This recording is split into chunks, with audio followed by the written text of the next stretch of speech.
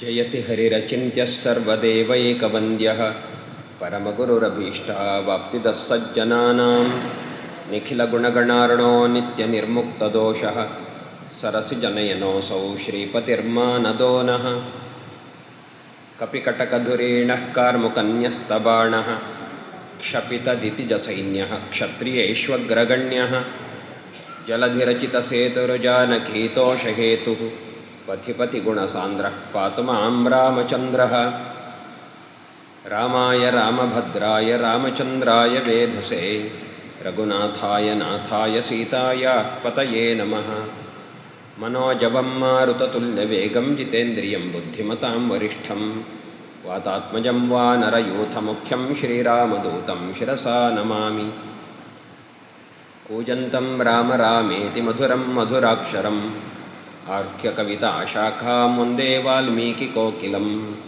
ಶ್ರೀಗುರುಭ್ಯೋ ನಮಃ.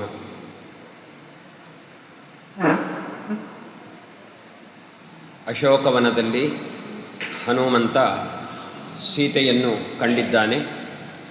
ಈಕೆಯೇ ಸೀತೆ ಎನ್ನುವ ನಿರ್ಣಯದ ಮಾತುಗಳನ್ನು ಆಡಿದ್ದಾನೆ.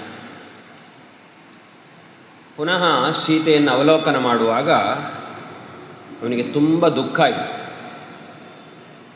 ಸ ಮುಹೂರ್ತಮಿವ ಧ್ಯಾತ್ವಾ ಬಾಷ್ಪಪರ್ಯಾಕುಲೇಕ್ಷಣಃ ಸೀತಾಮಾಶ್ರಿತ್ಯ ತೇಜಸ್ವಿ ಹನುಮಾನ್ ವಿಲಲಾಪಃ.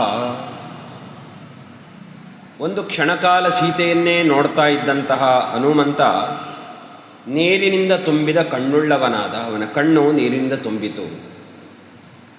ಆ ಸೀತೆಯನ್ನು ಗಮನದಲ್ಲಿಟ್ಕೊಂಡು ಆಲೋಚನೆ ಮಾಡಿ ಅವನು ಅತ್ತೇ ಬಿಟ್ಟ. ಹನುಮಾನ್ ವಿಲಲಾಪಃ. ಯಾಕೆಂದರೆ ಸೀತೆಯ ಗುಣಗಳೋ ರೂಪವೋ ಅವಳ ಸ್ಥಾನ ಅದೆಲ್ಲ ಎಂಥದ್ದು, ಇವತ್ತು ಅವಳಿಗೆ ಒದಗಿರುವ ಪರಿಸ್ಥಿತಿ ಎಂಥದ್ದು. ಇದನ್ನು ನೋಡಿದಾಗ ತುಂಬ ದುಃಖ ಆಯಿತು ಅವನಿಗೆ.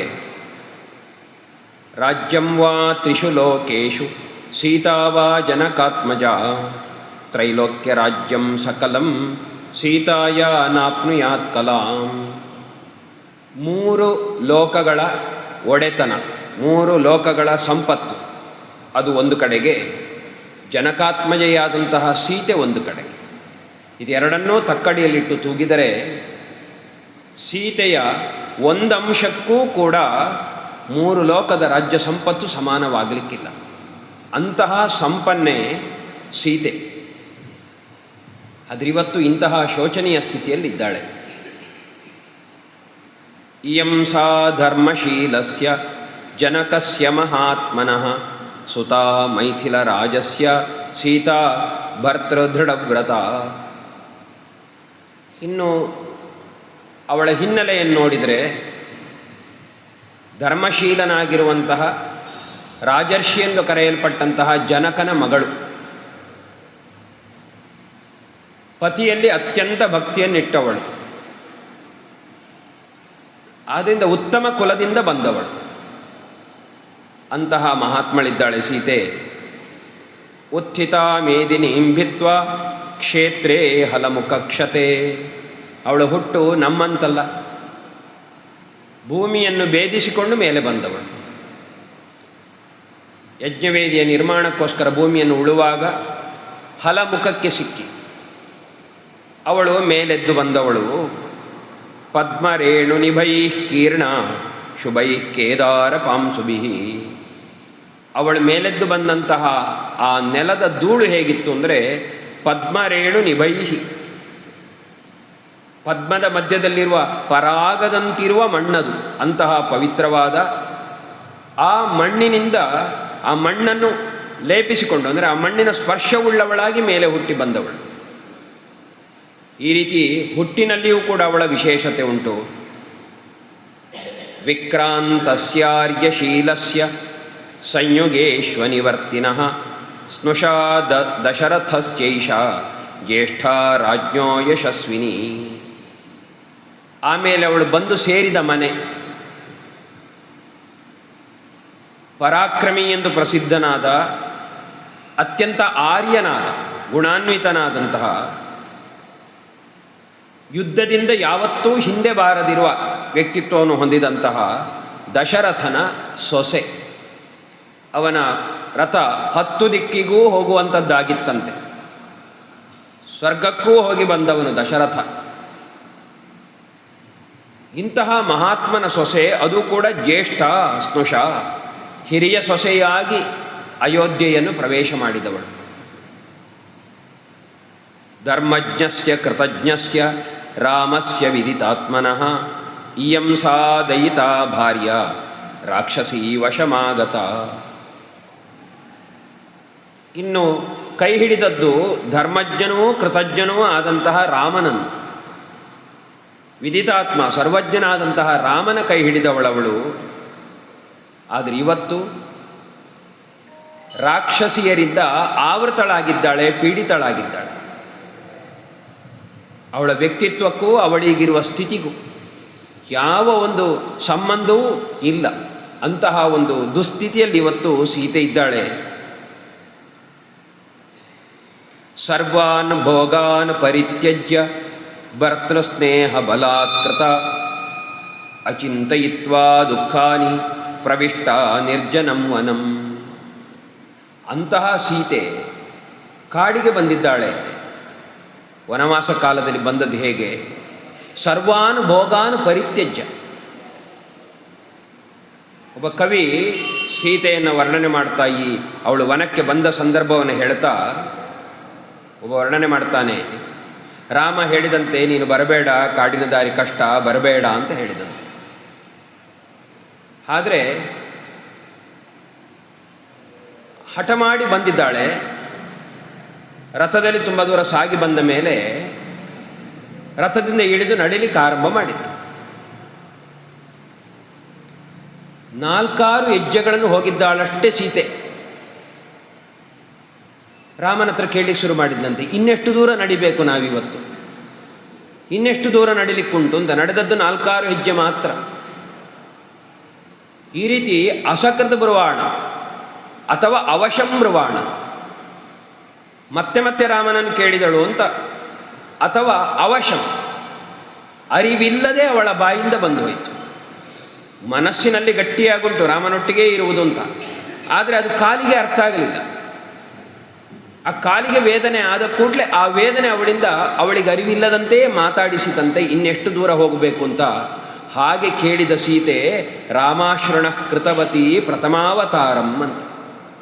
ರಾಮನಿಗೆ ಮೊದಲಾಗಿ ಕಣ್ಣೀರನ್ನು ಬರಿಸಿದಳು. ಅದನ್ನು ಕೇಳಿ ರಾಮನಿಗೆ ತಡ್ಕೊಳ್ಳಿಕ್ಕಾಗಲಿಲ್ಲ, ಅಷ್ಟು ದುಃಖ ಆಗಿ ಹೋಯಿತು. ಕಣ್ಣೀರು ಸುರಿಸಿದ. ಇದು ಮೊದಲಾಗಿ ರಾಮ ಕಣ್ಣೀರು ಸುರಿಸಿತ್ತು. ಸೀತೆಗೆ ಆದ ಈ ವೇದನೆಯಿಂದಾಗಿ ರಾಮನಿಗೆ ಕಣ್ಣೀರು ಬಂದದ್ದು. ಈಗ ಸೀತೆ ತನ್ನ ಬಳಿಯಲ್ಲೇ ಇಲ್ಲ, ಹೇಗಿದ್ದಾಳೆ ಅಂತ ಗೊತ್ತಿಲ್ಲ, ಎಲ್ಲಿದ್ದಾಳೆ ಅಂತ ಗೊತ್ತಿಲ್ಲ. ಹಾಗಿದ್ರೆ ರಾಮನ ಸ್ಥಿತಿ ಹೇಗಿರಬಹುದು? ಈ ರೀತಿ ಸೀತೆಯನ್ನು ಕವಿ ವರ್ಣನೆ ಮಾಡ್ತಾನೆ. ಅಷ್ಟೂ ಮೃದು ಅವಳು, ಕಷ್ಟವನ್ನು ಎಂದೂ ಅನುಭವಿಸದವಳು. ಅಂಥವಳು ತನ್ನೆಲ್ಲ ಭೋಗವನ್ನು ಪರಿತ್ಯಜಿಸಿ ಗಂಡನ ಮೇಲಿನ ಪ್ರೀತಿಯಿಂದ ತನಗೆ ಕಾಡಿನಲ್ಲಿ ಬರಬಹುದಾದ ಎಲ್ಲ ದುಃಖಗಳನ್ನೂ ಕೂಡ ಎದುರಿಸಲಿಕ್ಕೆ ಸಿದ್ಧಳಾಗಿ ಕಾಡಿಗೆ ಬಂದವಳು. ಇಷ್ಟೆಲ್ಲ ಮಾಡಿದ್ದು ಗಂಡನ ಜೊತೆಯಲ್ಲಿ ಇರಬೇಕು ಎನ್ನುವ ಕಾರಣಕ್ಕೋಸ್ಕರ. ಆದರೆ ಅದನ್ನೇ ಈಗ ಅವಳು ಕಳೆದುಕೊಂಡಿದ್ದಾಳೆ. ಕಾಡಿಗೆ ಬಂದ ಮೇಲೆ ಸಂತುಷ್ಟ ಫಲಮೂಲೇನ ಭರ್ತೃ ಶುಶ್ರೂಷಣೆ ರಥ.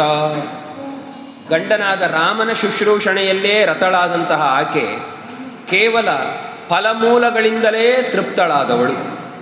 ಮೃಷ್ಟಾನ್ನ ಭೋಜನವನ್ನು ಉಣ್ತಾ ಇದ್ದವಳು ಈಗ ಫಲಮೂಲಗಳಿಂದ ತೃಪ್ತಳಾಗುತ್ತಾ ಇದ್ದಾಳೆ. ಇದಕ್ಕೆ ಕಾರಣ ಪತಿಯ ಮೇಲಿನ ಭಕ್ತಿ, ಪ್ರೀತಿ. ಅವನನ್ನು ಬಿಟ್ಟಿರ್ಲಿಕ್ಕೆ ಆಗುವುದಿಲ್ಲ ಎನ್ನುವ ಒಂದೇ ಕಾರಣಕ್ಕೆ ಎಲ್ಲವನ್ನೂ ಅನುಭವಿಸುವುದಕ್ಕೆ ಸಿದ್ಧಳಾದವಳು. ಅಂಥವಳೀಗ ಅವನಿಲ್ಲದೆ ದೂರದಲ್ಲಿರುವ ಪರಿಸ್ಥಿತಿ ಬಂತಲ್ಲ, ಹೇಗಿದ್ದಾಳವಳು ಅಂತ ಎಣಿಸಿಯೇ ಹನುಮಂತನಿಗೆ ದುಃಖ ಆದದ್ದು. ಕಣ್ಣೀರು ಬಂತವನಿಗೆ, ಅತ್ತು ಬಿಡ್ತಾನೆ. ಭರ್ತಾ ನಾಮ ಪರಂ ನಾರ್ಯ ಭೂಷಣಂ ಭೂಷಣಾದಪಿ ಏಷಾ ಹಿ ರಹಿತಾ ತೇನ ಶೋಭನಾರ್ಹ ನ ಶೋಭತೆ. ಪತ್ನಿಯಾದವಳಿಗೆ ಪತಿಯೇ ದೊಡ್ಡ ಭೂಷಣ, ಅವನೇ ಅಲಂಕಾರ. ಆದರೆ ಅಂತಹ ಅಲಂಕಾರವಾದ ರಾಮನಿಲ್ಲದೆ ಇವತ್ತು ಇಲ್ಲಿದ್ದಾಳೆ. ವಸ್ತುತಃ ಇವಳು ಶೋಭನಾರ್ಹಳು. ಯಾವ ಅಲಂಕಾರ ಇಲ್ಲದೆಯೂ ಶೋಭಿಸುವವಳು, ಯಾವ ಸ್ಥಿತಿಯಲ್ಲಿಯೂ ಶೋಭಿಸುವವಳು, ಅಂತಹ ಸ್ವಭಾವ ಸಿದ್ಧವಾದ ಸೌಂದರ್ಯ ಉಳ್ಳವಳು. ಆದರೆ ಇವತ್ತು ಅವಳಿಗೆ ಅನಿವಾರ್ಯ ಭೂಷಣವಾಗಿರುವಂತಹ ಪತಿಯೇ ಜೊತೆಯಲ್ಲಿಲ್ಲದೆ ದುಃಖಿಸುವ ಪ್ರಸಂಗದಲ್ಲಿದ್ದಾಳೆ ಅಂತ ಈ ರೀತಿ ಅವಳ ಆ ಸ್ಥಿತಿಯನ್ನು ನೋಡಿ ಹನುಮಂತನಿಗೆ ತುಂಬ ದುಃಖ ಆಗಿ ಹೋಯಿತು. ಆಮೇಲೆ ಅವಳಿರೋ ಜಾಗವನ್ನು ನಿರೀಕ್ಷಿಸ್ತಾನೆ. ವನ ಏನೋ ತುಂಬ ಸುಂದರವಾಗಿದೆ, ಅವಳಿರುವ ಜಾಗವೂ ಸುಂದರವೇ, ಚೈತ್ಯ ಪ್ರಾಸಾದ ಉಂಟು. ಆದರೆ ಅವಳ ಸುತ್ತ ಇರುವವರು ಯಾರು? ಅವರನ್ನು ನೋಡಿಯೇ ಹೆದರಬೇಕಿವಳು. ಪ್ರಾಯ ಸೀತೆ ತುಂಬ ಗಟ್ಟಿ ಮನಸ್ಸಿನವಳು, ಇಲ್ಲದಿದ್ದರೆ ಈ ರಾಕ್ಷಸಿಯರ ಮುಖ ನೋಡಿಯೇ ಹೆದರಿ ಸಾಯಬೇಕಿತ್ತವಳು. ಅಂತಹ ಘೋರ ರೂಪದ ರಾಕ್ಷಸಿಯರಿದ್ದಾರೆ, ಸುತ್ತಲೂ ಕಾವಲಿಗೆ ನಿಂತಿದ್ದಾರೆ. ಹೇಗೆಲ್ಲ ಇದ್ದರು ಅಂತ ಹನುಮಂತ ನೋಡಿ ಹೇಳ್ತಾನೆ, ಏಕಾಕ್ಷೀಂ ಏಕಕರ್ಣಾಂಚ.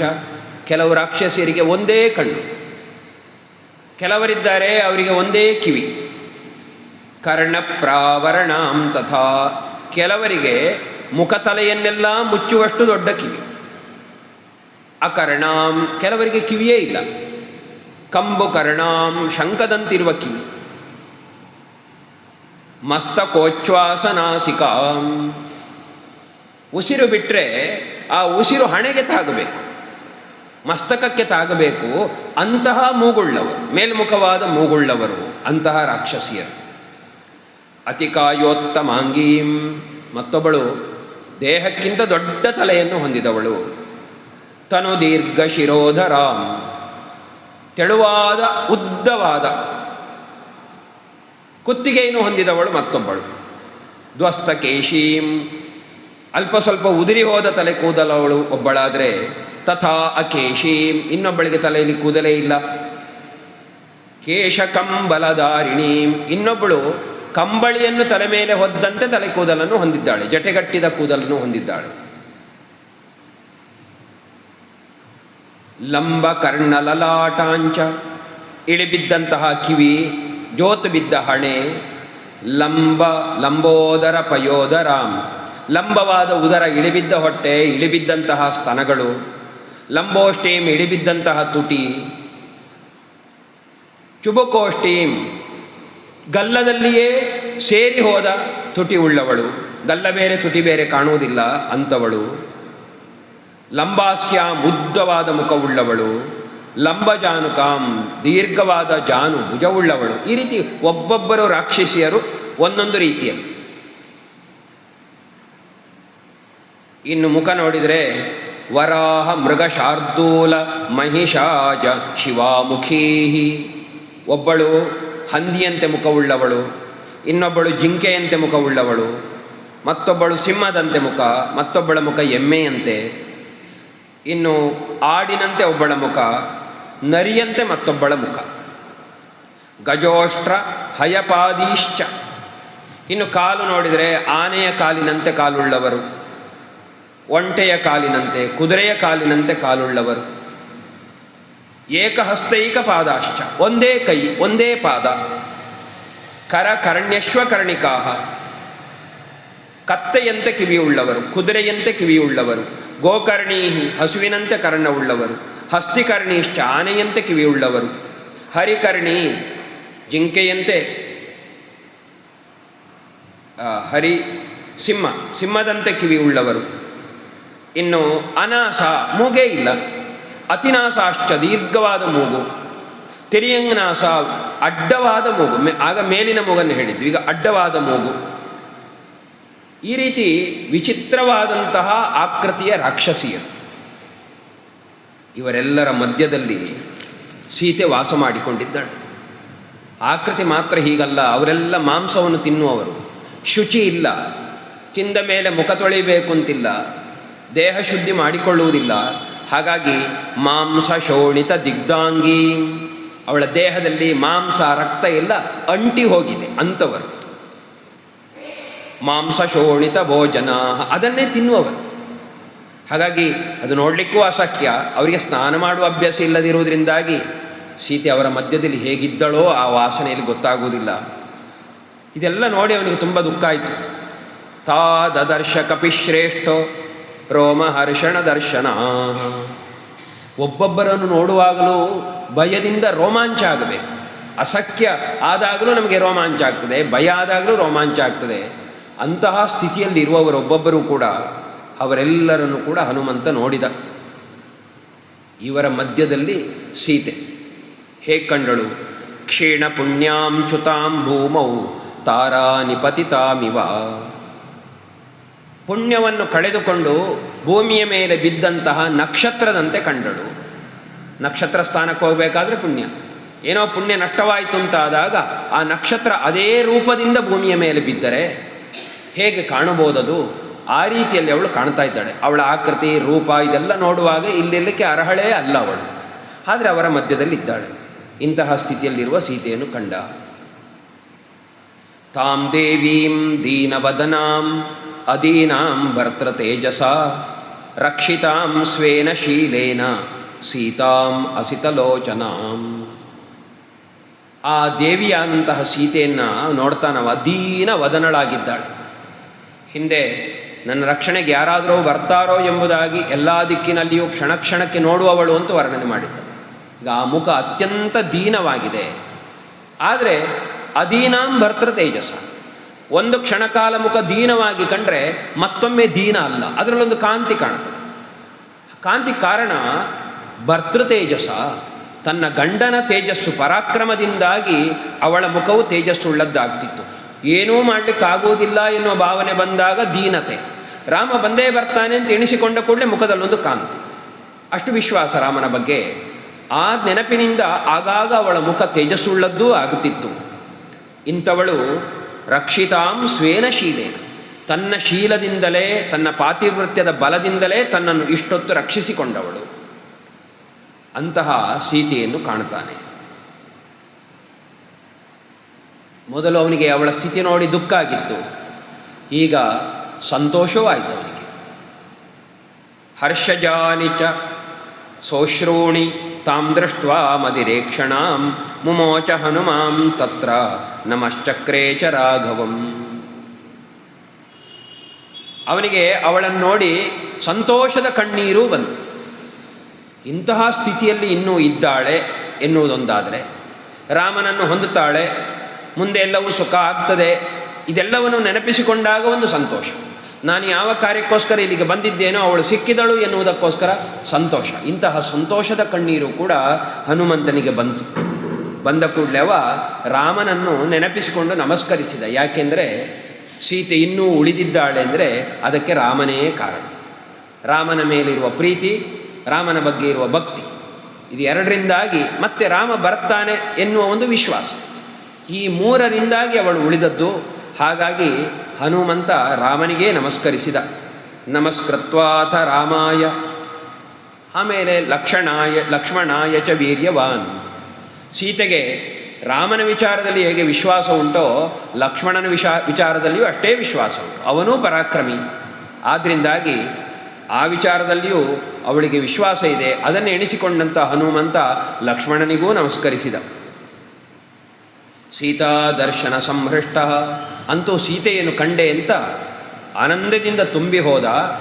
ಆದರೂ ಸಂವೃತೋ ಭವತ್, ಅಷ್ಟಾದ ಮಾತ್ರಕ್ಕೆ ಒಮ್ಮೆಲೆ ಎದುರಿಗೆ ಬಂದು ನಾನು ರಾಮನ ಕಡೆಯಿಂದ ಬಂದಿದ್ದೇನೆ ಅಂತ ತಿಳಿಸುವ ಕೆಲಸ ಮಾಡಲಿಲ್ಲ.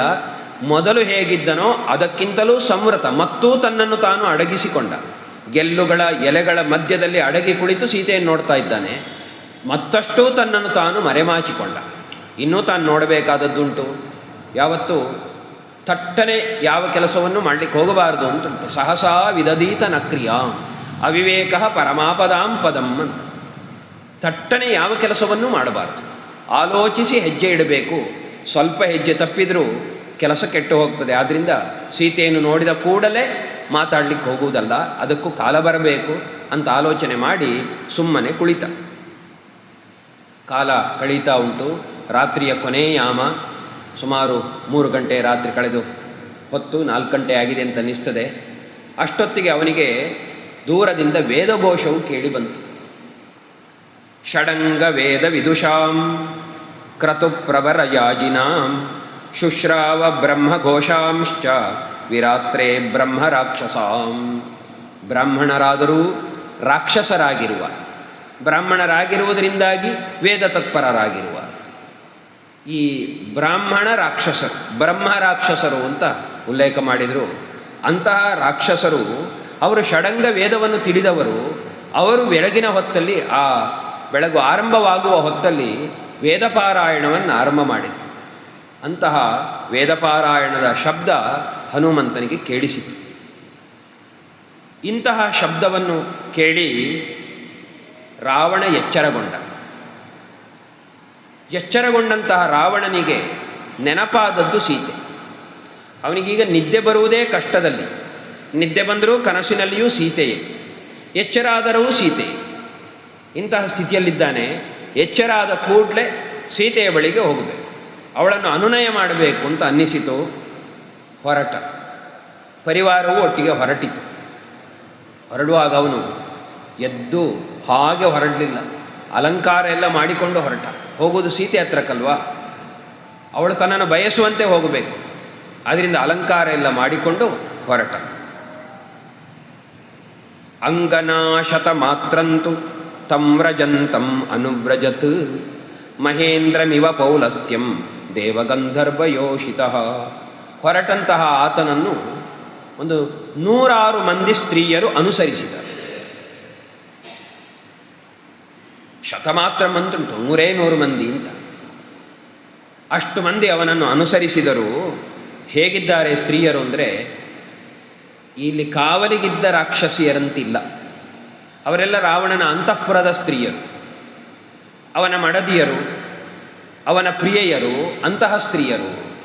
ಅವರೆಲ್ಲ ಬರ್ತಾ ಇರುವಾಗ ರಾವಣ ಅವರ ಮಧ್ಯದಲ್ಲಿ ಹೇಗೆ ಕಂಡ ಅಂದರೆ, ದೇವಗಂಧರ್ವ ಸ್ತ್ರೀಯರಿಂದ ಆವೃತನಾದ ದೇವೇಂದ್ರ ಬರುವಂತೆ ಕಂಡ. ಆ ರೀತಿಯಲ್ಲಿ ರಾವಣ ಹೊರಟ. ಮೆರವಣಿಗೆ ಹೊರಟಿತು. ದೀಪಿಕಾ ಕಾಂಚನೀ ಕಾಶ್ಚಿತ್ ಜಗೃಹು ತತ್ರ ಯೋಷಿತ. ದಾರಿಯಲ್ಲಿ ಬರುವುದಕ್ಕೆ ಮಣಿಮಯವಾದ ದೀಪ ಎಲ್ಲ ಉಂಟಾದರೂ ಕೂಡ ರಾಜ ಬರುವುದು ರಾತ್ರಿ ಹೊತ್ತು, ದಿವಟಿಗೆ ಬೇಕು. ಬಂಗಾರದಿಂದ ಮಾಡಿದಂತಹ ದಿವಟಿಗೆಯನ್ನು ಹಿಡ್ಕೊಂಡಂತಹ ಕೆಲವು ಸ್ತ್ರೀಯರು ಮುಂದೆ ಬಂದರು. ವಾಲವ್ಯಜನ ಹಸ್ತಾಶ್ಚ ತಾಲವೃಂತಾನಿ ಚಾಪರಾಹ. ಕೆಲವರು ಚಾಮರವನ್ನು ಕೈಯಲ್ಲಿ ಧರಿಸಿದ್ದಾರೆ, ಕೆಲವರು ಬೀಸಣಿಗೆಯನ್ನು ಧರಿಸಿದ್ದಾರೆ. ಇದೆಲ್ಲ ರಾಜನ ಜೊತೆಯಲ್ಲಿರಬೇಕಾದ ಅವನ ಅಧಿಕಾರ ಅಂತಸ್ತನ್ನು ತೋರಿಸಲಿಕ್ಕಿರುವಂತಹ ವಸ್ತುಗಳು. ಅದರಿಂದ ಛತ್ರ ಚಾಮರಗಳೆಲ್ಲ ಒಟ್ಟಿಗೆ ಬೇಕು. ರಾಜಹಂಸ ಪ್ರತೀಕಾಶಂ ಛತ್ರಂ ಪೂರ್ಣ ಶಶಿಪ್ರಭಂ. ಇನ್ನೊಬ್ಬಳು ಚಂದ್ರನಂತೆ ಬೆಳಗುವ ಬಿಳಿಯಾದ ಛತ್ರವನ್ನು ಹಿಡ್ಕೊಂಡಿದ್ದಾಳೆ. ಕಾಂಚನೈರಪಿ ಭೃಂಗಾರೈ ಜಕ್ರುಹೋ ಸಲಿಲಮಗ್ರತಃ. ಬಂಗಾರಮಯವಾದ ಪಾತ್ರೆಯಲ್ಲಿ ನೀರು, ಅದನ್ನು ಹಿಡ್ಕೊಂಡು ಒಬ್ಬಳು ಮುಂದೆ ಬರ್ತಾ ಇದ್ದಾಳೆ. ಕಾಚಿತ ರತ್ನಮಯೀ ಸ್ಥಾಲೀಂ ಪೂರ್ಣಾಂ ಪಾನಸ್ಯ ಭಾಮಿನಿ. ಇನ್ನೊಬ್ಬಳು ಬಂಗಾರಮಯವಾದ ಪಾನಪಾತ್ರೆ, ಸುರೆಯ ಪಾತ್ರೆಯನ್ನು ಹಿಡ್ಕೊಂಡು ಬರ್ತಾ ಇದ್ದಾಳೆ. ಈ ರೀತಿ ರಾವಣನಿಗೆ ಏನು ಅಪೇಕ್ಷಿತವೋ ಅದೆಲ್ಲವನ್ನೂ ಹಿಡಿದುಕೊಂಡು ಆ ಸ್ತ್ರೀಯರು ರಾವಣನೊಟ್ಟಿಗೆ ಬರ್ತಾ ಇದ್ದಾರೆ. ಬರ್ತಾ ಇರುವವರಲ್ಲಿ ಕೆಲವರಿಗೆ ನಿದ್ರಾಂ ಅಪರೀತಾಕ್ಷ್ಯ ರಾವಣಸ್ಯೋತ್ತಮ ಸ್ತ್ರೀಯ ಅನುಜಗ್ಮುಹೋ ಪತಿಂ ವೀರಂ ಘನಂ ವಿದ್ಯುಲ್ಲತಾ ಇವ. ಕೆಲವರಿಗಿನ್ನೂ ನಿದ್ದೆ ಬಿಟ್ಟಿಲ್ಲ. ರಾವಣ ಹೊರಟಿದ್ದಾನೆ, ಮೇಘದ ಜೊತೆಯಲ್ಲಿ ಮಿಂಚು ಬರುವಂತೆ ಅವನೊಟ್ಟಿಗೆ ಅವರೂ ಕೂಡ ಹೊರಟು ಬಂದಿದ್ದಾರೆ. ಬಹುಮಾನಾಚ್ಚ ಕಾಮಾಚ್ಚ ಪ್ರಿಯಾ ಭಾರ್ಯಾಸ್ತಮನ್ಮಯು. ಕೆಲವರು ರಾವಣನ ಮೇಲಿರುವ ಪ್ರೀತಿಯಿಂದ, ಕೆಲವರು ಸೀತೆಯನ್ನು ನೋಡಬೇಕು ಎಂಬ ಬಯಕೆಯಿಂದ ಈ ರೀತಿಯಲ್ಲಿ ರಾವಣನನ್ನು ಅನುಸರಿಸಿ ಬಂದರು. ಹೀಗೆ ರಾವಣನನ್ನು ಅನುಸರಿಸಿ ಅವರು ಬಂದರೆ, ರಾವಣ ಸಚ ಕಾಮಪರಾಧೀನಃ ಪತಿಸ್ತಾಸಾಂ ಮಹಾಬಲಃ ಸೀತಾಸಕ್ತಮನಾ ಮಂದಃ ಮಂದಾಂಚಿತಗತಿರ್ಬಭೌ. ಅವನು ಸೀತೆ ಬಳಿಗೆ ಬರ್ತಾ ಇರುವುದು ಕಾಮಪರಾಧೀನನಾಗಿ. ಅವರೆಲ್ಲರೂ ರಾವಣನಿಗೆ ಪರಾಧೀನರಾಗಿ ಬಂದರೆ, ಇವ ಕಾಮಪರಾಧೀನನಾಗಿ ಸೀತೆಯ ಬಳಿಗೆ ಬರ್ತಾ ಇದ್ದಾನೆ.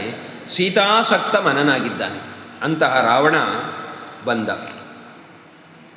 ಪ್ರವೇಶ ಮಾಡ್ತಾ ಇದ್ದಾನೆ ಅಶೋಕವನಿಕೆಯನ್ನು. ಹನುಮಂತ ನೋಡ್ತಾ ಇದ್ದಾನೆ. ಪುನಃ ಮುಂದೆ ಏನಾಗ್ತದೆ ಅಂತ ಹನುಮಂತ ಕುತೂಹಲದಿಂದ ವೀಕ್ಷಣೆ ಮಾಡ್ತಾ ಇದ್ದಾನೆ. ಅಶೋಕವನವನ್ನು ಪ್ರವೇಶ ಮಾಡಿದಂತಹ ರಾವಣನನ್ನು ನೋಡಿದ ಸೀತೆ ತಥೋ ದೃಷ್ಟ ಇವ ವೈದೇಹಿ ರಾವಣಂ ರಾಕ್ಷಸಾಧಿಪಂ ಪ್ರಾವೇಪತವರಾರೋಹ ಪ್ರವಾತೆ ಕದಲಿ ಯಥಾ. ಅವನನ್ನು ನೋಡಿದ ಕೂಡಲೇ ಹೆದರಿ ನಡುಗಿ ಹೋದಳು ಸೀತೆ. ಹೇಗೆ ಅಂದರೆ, ಬಿರುಗಾಳಿ ಬೀಸಿದಾಗ ಒಂದು ಬಾಳೆಯ ಗಿಡ ಹೇಗೆ ಕಂಪಿತವಾಗ್ತದೋ ಆ ರೀತಿಯಲ್ಲಿ ರಾವಣನನ್ನು ನೋಡಿದಂತಹ ಸೀತೆ ಹೆದರಿ ಕಂಪಿತಳಾದವಳು ಮೊದಲೇ ಮೈಯನ್ನು ಮುದುಡಿಸಿ ಕುಳಿತುಕೊಂಡಿದ್ದು ರಾಕ್ಷಸಿಯರ ಮಧ್ಯದಲ್ಲಿ. ಈಗ ಮತ್ತೂ ಮುದುಡಿದಳು. ಆಚ್ಛಾದ್ಯ ಉದರಂ ಉರುಭ್ಯಾಂ, ಎರಡು ಕಾಲುಗಳ ಮಧ್ಯದಲ್ಲಿ ತನ್ನ ಉದರ ಹೊಟ್ಟೆಯು ಬರುವಂತೆ ಕಾಲನ್ನು ಮೇಲೆ ಮಾಡಿಕೊಂಡು ಅದರ ಮಧ್ಯದಲ್ಲಿ ದೇಹವನ್ನು ಇರಿಸಿಕೊಂಡಳು. ಬಾಹುಭ್ಯಾಂಚಪಯೋಧರಾಂ, ಎರಡು ಮಂಡಿಯನ್ನು ಮೇಲಿಟ್ಟು ಕೈಯನ್ನು ಹೀಗಿಟ್ಟರೆ ಎದೆಯ ಭಾಗವೂ ಕೂಡ ಕೈಗಳ ಮಧ್ಯದಲ್ಲಿ ಮುಚ್ಚಿ ಹೋಯಿತು. ಉಪವಿಷ್ಟಾ ವಿಶಾಲಾಕ್ಷಿ ರುದಂತಿ ವರವರ್ಣಿನಿ, ಅಳುತ್ತಾ, ವರವರ್ಣಿನಿ ಉತ್ತಮ ಸ್ತ್ರೀಯವಳು, ಅಳುತ್ತಾ ತಾನಲ್ಲಿ ಕುಳಿತುಕೊಂಡಳು. ಇಂತಹ ಸೀತೆ. ಮುಂದೆಯೂ ಕೂಡ ಆ ಸೀತೆಯ ಒಂದು ದುಃಖಾವಸ್ಥೆಯನ್ನು ವರ್ಣನೆ ಮಾಡ್ತಾರೆ. ಆಮೇಲೆ ಮುಂದೆ ಬಂದಂತಹ ರಾವಣ ಅವಳ ಹತ್ರ ಮಾತನಾಡುವುದಕ್ಕೆ ಆರಂಭಿಸಿದ. ಅವ ಹೇಳ್ತಾನೆ, ಕಾಮಯೇ ತ್ವಾಂ ವಿಶಾಲಾಕ್ಷಿ ಬಹುಮನ್ಯಸ್ವ ಮಾಂ ಪ್ರಿಯೇ ಸರ್ವಾಂಗ ಗುಣಸಂಪನ್ನೆ ಸರ್ವಲೋಕ ಮನೋಹರೇ. ಅವಳನ್ನು ಹೊಗಳ್ತಾನೆ, ನೀನು ಸರ್ವಾಂಗ ಗುಣ ಸಂಪನ್ನೆ, ಇಡೀ ಲೋಕದಲ್ಲಿ ನಿನ್ನಷ್ಟು ಸುಂದರಿ ಯಾರೂ ಇಲ್ಲ, ಅಂತಹ ನಿನ್ನನ್ನು ನಾನು ಬಯಸ್ತಾ ಇದ್ದೇನೆ. ಕಾಮಯೇ ತ್ವಾಂ ವಿಶಾಲಾಕ್ಷಿ ಬಹುಮನ್ಯಸ್ಯ ಮಾಂ, ನನ್ನನ್ನು ಬಹುಮಾನಿಸು, ನನ್ನನ್ನು ಒಪ್ಪಿಕೊ. ಅನೇಕ ಬಾರಿ ಈ ಮಾತನ್ನು ಹೇಳಿಯಾಗಿದೆ. ಪುನಃ ಪುನಃ ಬಂದು ಅದೇ ಮಾತುಗಳನ್ನು ಹೇಳುವುದು, ಸೀತೆಯನ್ನು ಒಪ್ಪಿಸುವುದಕ್ಕೆ ಪ್ರಯತ್ನ ಮಾಡುವುದು. ನೀನು ಹೇಗೆ ಸರ್ವಾಂಗ ಸಂಪನ್ನೆಯೋ ನಾನೂ ಹಾಗೆಯೇ. ನಾನು ಬಲದಲ್ಲಿ ಸಂಪನ್ನ, ಐಶ್ವರ್ಯದಲ್ಲಿಯೂ ಕೂಡ ಸಂಪನ್ನ. ನನ್ನ ಬಲ ಎಷ್ಟು ಅಂದರೆ, ನೇಹ ಕೇಚಿನ್ ಮನುಷ್ಯಾವ ರಾಕ್ಷಸ ಕಾಮರೂಪಿಣಃ, ಮನುಷ್ಯರಿರಲಿ, ಕಾಮರೂಪಿಗಳಾದ ರಾಕ್ಷಸರು, ಇಷ್ಟ ಬಂದಂತೆ ರೂಪವನ್ನು ಧರಿಸಬಲ್ಲಂತಹ ರಾಕ್ಷಸರಿರಲಿ, ವ್ಯಪಸರ್ಪತು ತೇ ಸೀತೆ ಭಯಂ ಮತ್ತ ಸಮುತ್ಥಿತಂ. ಯಾರೇ ಇಲ್ಲಿಗೆ ಬಂದರೂ ಕೂಡ ನನ್ನಿಂದುಂಟಾಗುವಂತಹ ಭಯದಿಂದ ಅವರು ದೂರ ಹೋಗ್ತಾರೆ.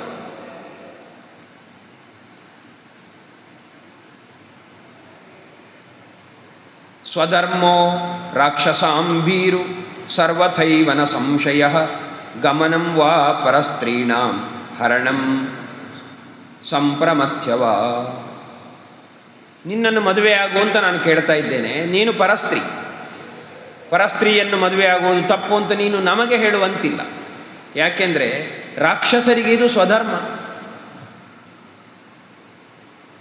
ಗಮನಂ ವಾ ಪರಸ್ತ್ರೀಣ, ಅವರನ್ನು ಮದುವೆಯಾಗುವುದಿರ್ಬೋದು, ಅವರನ್ನು ಹೊಂದುವುದಿರ್ಬೋದು, ಅಥವಾ ಅವರನ್ನು ಅಪಹರಿಸುವುದಿರ್ಬೋದು, ಬಲಾತ್ಕಾರ ಮಾಡುವುದಿರ್ಬೋದು, ಇದೆಲ್ಲವೂ ನಮಗೆ ಧರ್ಮ. ಅಂದರೆ ಅವನೊಂದೊಂದು ಮಾತಿನಲ್ಲಿಯೂ ಅವಳನ್ನು ಅನುನಯ ಮಾಡುವ ಹಾಗೆಯೂ ಉಂಟು, ಅವಳನ್ನು ಹೆದರಿಸುವ ಹಾಗೆಯೂ ಉಂಟು. ನಿನಗೆ ಇದೆಲ್ಲವೂ ಆಗಬಹುದು ಎಂಬ ಸೂಚನೆಯೂ ಇಲ್ಲಿ ಉಂಟು. ಈ ರೀತಿ ಅವಳನ್ನು ಹೆದರಿಸುವುದಕ್ಕೂ ಪರೋಕ್ಷವಾಗಿ ಪ್ರಯತ್ನ ಮಾಡ್ತಾ ಇದ್ದಾನೆ. ಪ್ರಣಯಸ್ವಚ ತತ್ವೇನ ಮೈವಂ ಭೂಹು ಶೋಕಲಾಲಸ. ನೀನು ಈ ರೀತಿ ಭಯದಿಂದ ಇಲ್ಲಿ, ಶೋಕದಿಂದ ಇಲ್ಲಿ ಕುಳಿತಿರುವುದು ಸರಿಯಲ್ಲ. ನೀನು ನನ್ನನ್ನು ಪ್ರೀತಿಸು, ನನ್ನನ್ನು ಹೊಂದು, ಈ ಎಲ್ಲ ಭಯ ಹೊರಟು ಹೋಗ್ತದೆ. ದೇವಿ ನೇಹ ಭಯಂಕಾರ್ಯಂ ಮೈ ವಿಶ್ವಸಿ ಪ್ರಿಯೇ. ನೀನು ನನ್ನಲ್ಲಿ ಪ್ರೀತಿ ಇಡು, ನನ್ನಲ್ಲಿ ವಿಶ್ವಾಸ ಇಡು, ನಿನಗೆ ಯಾವ ಭಯಕ್ಕೂ ಅವಕಾಶ ಇಲ್ಲ, ಸುಖವಾಗಿ ಇಲ್ಲಿರ್ಬೋದು, ನನ್ನನ್ನು ನೀನು ಹೊಂದು ಅಂತ ಅವಳನ್ನು ಹೇಳ್ತಾನೆ. ಇನ್ನು ಮದುವೆ ಆದರೆ ವಿಚಿತ್ರಾಣಿ ಚ ಮಾಲ್ಯಾನಿ ಚಂದನಾನ್ಯಗುರಾಣಿ ಚ ಅಗುರೂಣಿ ಚ ವಿವಿಧಾನಿ ಚ ವಾಸಾಂಸಿ ದಿವ್ಯಾನಿ ಆಭರಣಾನಿ ಚ.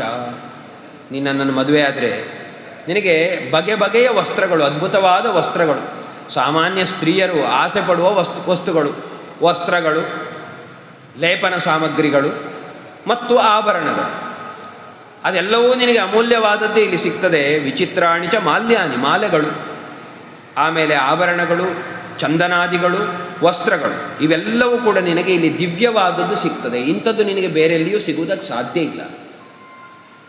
ಮಹಾರಹಾಣಿಚ ಪಾನಾನಿ, ಇನ್ನು ಆಹಾರ ಪಾನಗಳು ಬೇಕು ಅಂತಾದರೆ ಇಲ್ಲಿ ಸಿಗುವಂಥ ಪಾನೀಯ ಸಮವಾದ ಪಾನೀಯ ಮತ್ತೆಲ್ಲೂ ಸಿಗುವುದಿಲ್ಲ. ಮಹಾರಹಾಣಿಚ ಪಾನಾನಿ, ಶಯನಾನಿ ಆಸನಾನಿ ಚ, ಹಂಸತೂಲಿಕಾತಲ್ಪ ಅಂತುಂಟು, ರಾಜರುಗಳೆಲ್ಲ ಅದರಲ್ಲಿ ಮಲಗುವುದು, ಅತ್ಯಂತ ಮೃದುವಾದಂತಹ ಹಾಸುಗೆ. ಆದರೆ ಇಲ್ಲಿರುವಂಥದ್ದು ಎಲ್ಲಿಯೂ ಇಲ್ಲ. ಇಲ್ಲಿ ಪ್ರತಿಯೊಂದು ಕೂಡ ಚಿನ್ನ, ವಜ್ರ, ಬಗೆ ಬಗೆಯ ಮುತ್ತುರತ್ನಾದಿಗಳಿಂದಲೇ ಆವೃತವಾದದ್ದು. ಅಂತಹ ಅಮೂಲ್ಯವಾದಂತಹ ಆಸನಗಳು, ಶಯನಗಳು ಇಲ್ಲಿ ಉಂಟು. ಇನ್ನು ನಿನಗೆ ಮನಸ್ಸಂತೋಷಕ್ಕೆ ನೃತ್ಯಂ ಗೀತಂಚ ವಾದ್ಯಂಚ, ಏನು ಬೇಕು ನಿನಗೆ? ನೃತ್ಯ ಬೇಕೋ, ವಾದ್ಯ ಬೇಕೋ, ಗಂಧರ್ವರೇ ಬಂದು ಹಾಡಬೇಕು ಹೇಳಿದ್ರು ಹಾಡುವುದಕ್ಕಿಲ್ಲಿ ವ್ಯವಸ್ಥೆ ಉಂಟು. ಅಂತಹ ಎಲ್ಲ ವ್ಯವಸ್ಥೆಯೂ ಇದೆ. ಲಭಮಾಂ ಪ್ರಾಪ್ಯ, ನನ್ನನ್ನು ಹೊಂದು, ಅದೆಲ್ಲವನ್ನೂ ನೀನು ಹೊಂದು. ಇದಂತೆ ಚಾರು ಸಂಜಾತಂ ಯೌವನಂ ಹ್ಯತಿ ವರ್ತತೆ. ತುಂಬ ಆಲೋಚನೆ ಮಾಡಿ ಹೇಳ್ತಾ ಇದ್ದಾನೆ. ಅವಳು ಆಲೋಚನೆ ಮಾಡ್ಬೋದು, ನಾಳೆ ನಾನು ಪುನಃ ರಾಮನನ್ನು ಹೊಂದಿದರೆ ಅಯೋಧ್ಯೆಗೆ ಹೋದ ಮೇಲೆ ನನಗೆ ಇದೆಲ್ಲವೂ ಉಂಟು ಅಂತ ಅವಳಿಗೆ ಆಲೋಚನೆ ಮಾಡಿ ಆಳು ಅಂತ ಎಣಿಸಿ ಅವ ಹೇಳುವುದು. ಇದಂತೆ ಚಾರು ಸಂಜಾತಂ ಯೌವನಂ, ನಿನಗೆ ಇಂಥ ಸುಂದರವಾದ ಯೌವನ ಬಂದಿದೆ, ಅದು ಹೋದರೆ ಮರಳಿ ಬರುವುದಿಲ್ಲ. ಯದತೀತಂ ಪುನರ್ನೈತಿ, ಒಂದೊಮ್ಮೆ ಹೋದರೆ ಅದು ಮರಳಿ ಬರಲಿಕ್ಕಿಲ್ಲ. ಅಂತಹ ಯೌವನದಲ್ಲಿ ಸುಖಗಳನ್ನು ಅನುಭವಿಸಬೇಕು. ನೀನು ಮುಂದೆಯೂ ಸುಖವನ್ನು ಅನುಭವಿಸ್ತೇನೆ ಅಂತ ಆಲೋಚನೆ ಮಾಡಿದರೆ ಅದಕ್ಕೆ ಬೇಕಾದ ಯೌವನ ಇರುವುದಿಲ್ಲ.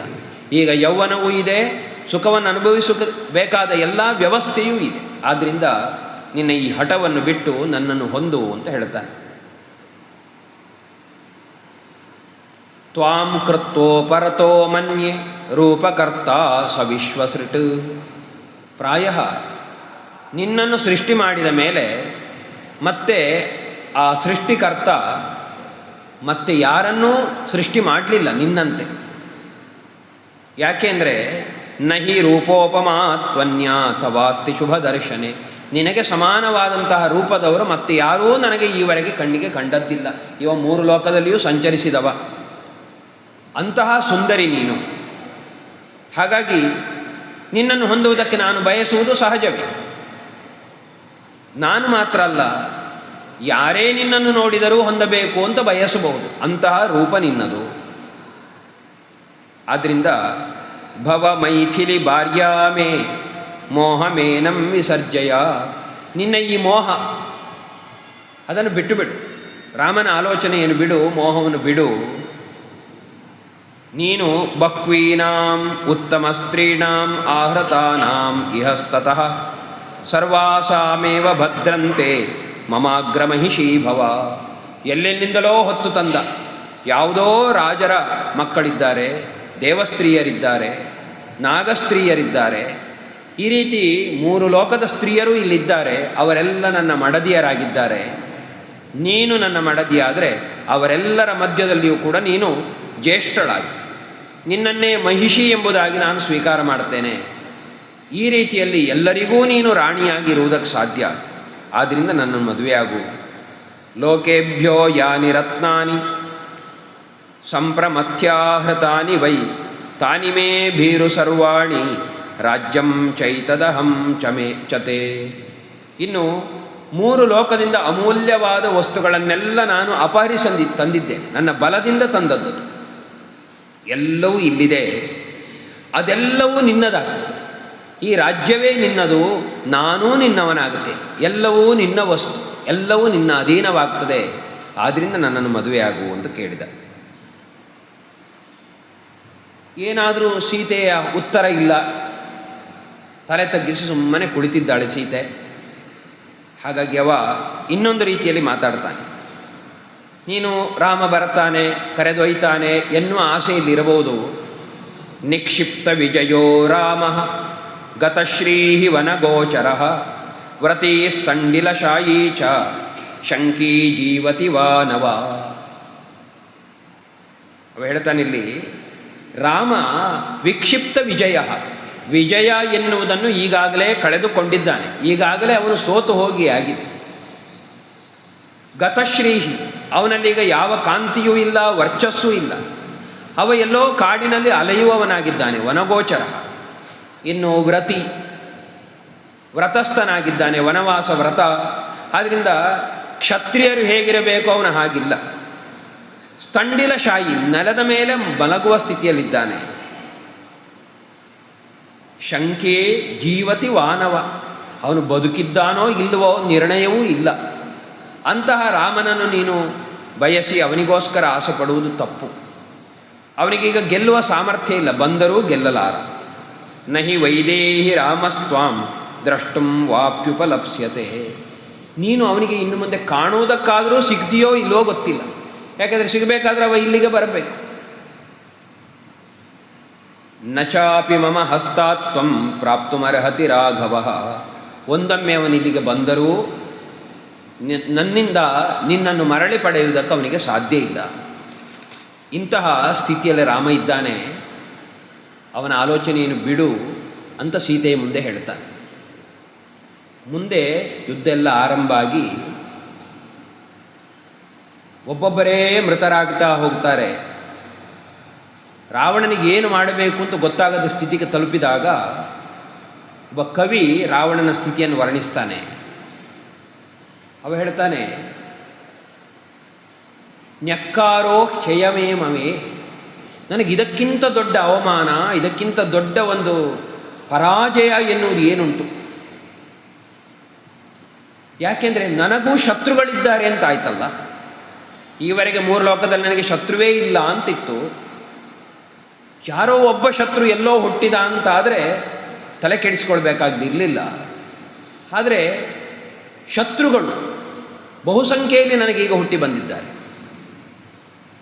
ಆ ಶತ್ರುಗಳಿಗೆ ನಾಯಕ ಯಾರು ಕೇಳಿದರೆ ತತ್ರಾಪ್ಯಸೌ ತಾಪಸಃ, ಒಬ್ಬ ತಪಸ್ವಿ ವ್ರತಧಾರಿಯಾದವನು ನನಗೆ ಶತ್ರುವಾಗಿ ಬಂದಿದ್ದಾನೆ. ಶತ್ರುವಾಗಿ ಬರಲಿ, ಹಿಂದಿನಿಂದ ತುಂಬ ಜನ ಶತ್ರುಗಳಿರ್ತಾರೆ, ದೊಡ್ಡ ವಿಷಯ ಏನು ಅಂತ ಕೇಳಿದರೆ ಇಲ್ಲ. ಸ್ವಪ್ಯತ್ಯೈ ಅತ್ರೈವ ನಿಹಂತಿ ರಾಕ್ಷಸ ಕುಲ. ಅವನು ನನ್ನ ಊರಿಗೆ ಬಂದಿದ್ದಾನೆ, ಇಡೀ ರಾಕ್ಷಸ ಕುಲವನ್ನೇ ಸಂಹರಿಸ್ತಾ ಇದ್ದಾನೆ. ಒಂದು ಕಾಲದಲ್ಲಿ ಒಂದು ಊರು ಮೆರೆಯುತ್ತದೆ, ಒಂದು ಸಾಮ್ರಾಜ್ಯ ಮೆರೆದಿರ್ತದೆ. ಆದರೆ ಮುಂದೆ ಅದು ದುರ್ಬಲವಾಗ್ತಾ ಹೋಗ್ತದೆ. ಯಾವತ್ತೋ ದುರ್ಬಲರು ಅಂತಿದ್ದವರು ಬಂದು ಆಕ್ರಮಣ ಮಾಡಿ ಎಲ್ಲವನ್ನೂ ಎಳಕೊಂಡು ಹೋಗ್ತಾರೆ. ಕೃಷ್ಣಾವತಾರ ಸಮಾಪ್ತಿ ಆದ ಮೇಲೆ ಅರ್ಜುನನಿಗೆ ಬಂದ ಪರಿಸ್ಥಿತಿ. ಸಾಮಾನ್ಯ ಕಳ್ಳರನ್ನು ಎದುರಿಸಲಿಕ್ಕಾಗಲಿಲ್ಲ ಅವನಿಗೆ. ಆದ್ದರಿಂದ ಅಂಥ ಸ್ಥಿತಿ ಬರ್ತದೆ.